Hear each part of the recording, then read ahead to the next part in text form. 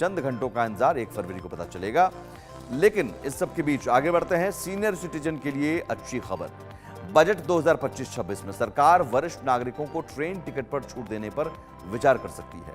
उम्मीद की जा रही है कि बजट में कोरोना काल से पहले रेल किराए में वरिष्ठ नागरिकों को मिलने वाली छूट को फिर से बहाल किया जाएगा।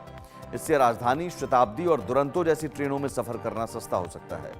2019 तक 60 साल से ऊपर के पुरुषों को 40% और 58 साल से ऊपर की महिलाओं को 50% की छूट मिलती थी। लेकिन कोविड-19 महामारी के दौरान यह सुविधा बंद कर दी गई। अब देश सामान्य स्थिति में लौट आया है। ऐसे में सीनियर सिटीजन मोदी सरकार और वित्त मंत्री निर्मला सीतारमण से छूट बहाल करने की मांग कर रहे हैं। और 2019 से पहले सीनियर सिटीजन को मेल, एक्सप्रेस, राजधानी, शताब्दी और दुरंतो ट्रेनों की टिकट पर छूट मिलती थी। 60 साल या अधिक उम्र के पुरुषों को करीब 40% छूट मिलती थी और 58 साल या अधिक उम्र की महिलाओं को 50% छूट दी जाती थी। जैसे उदाहरण के तौर पर अगर राजधानी एक्सप्रेस की फर्स्ट एसी का टिकट 4,000 रुपए का है, 4,000 रुपए होता था, तो महिला सीनियर सिटीजन को सिर्फ 2,000 रुपए में वहां सीट मिल जाती थी, 2,000 रुपए में टिकट मिल जाता था। और पुरुष सीनियर सिटीजन को 2,300 रुपए में टिकट मिलती थी। तो यही छूट फिर से बहाल करने की मांग की जा रही है।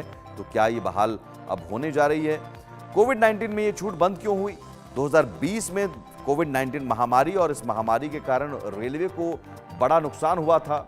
2020 में महामारी के कारण ट्रेन टिकट पर छूट को इस लिहाज से अस्थायी रूप से बंद कर दिया गया और अब जाकर सरकार ने वित्तीय घाटे का ये तर्क दिया था। लेकिन अब जाकर जब स्थिति सामान्य हो गई है तो ये उम्मीद की जा रही है कि साहब अब ये छूट बहाल कर दीजिए। लॉकडाउन के कारण रेलवे को वित्तीय घाटे का तर्क दिया गया था उस वक्त और ये तर्क देकर इस छूट को बंद कर दिया गया था।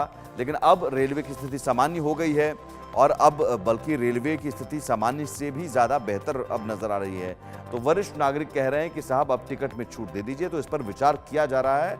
बजट में हो सकता है इसे लेकर ऐलान हो, क्योंकि अब आम बजट और रेल बजट एक साथ ही पेश होता है। तो कल ही इसे लेकर फैसला भी आ सकता है। इसे लेकर वित्त मंत्री निर्मला सीतारमण ऐलान कर सकती हैं।